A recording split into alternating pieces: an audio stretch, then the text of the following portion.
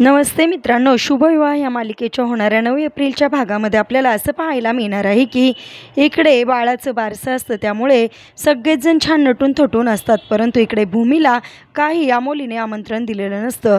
त्यामुळे आता भूमीने चक्क वेषांतर केलेलं असतं आणि चक्क जोगतिनीचा अवतार घेतलेला असतो. हातामध्ये परडी घेतलेली असते आणि ती बारशाच्या ठिकाणी बाळाला भेटायला येते आणि बाळाच्या समोर जाते. त्याच्या हातामध्ये चांदीचं दागिना घालते, हातातलं घालते आणि म्हणते, बाळा, मला काही आमंत्रण नाही, पण मी फक्त तुला आशीर्वाद देण्यासाठी इथं आले आहे, असं म्हणून बाळाला आशीर्वाद देते आणि तिकडून निघून जायला लागते.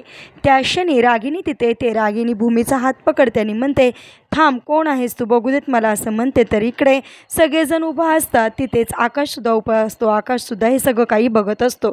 आता खरोखर ती भूमीचं हे सत्य आता रागिनीसमोर येणार का? आणि हे सगळं काही येण्याआधीच आता भूमीला ते बाळ तिचंच आहे याची प्रियेची प्रचिती येणार का? हे सत्य समोर येणार का? हे पाहणेसुद्धा इंटरेस्टिंग आहे. असेच मालिकेच्या पुढील अपडेटसाठी तुम्ही आपल्या रंजक मराठी चॅनलला नक्की सबस्क्राईब करा.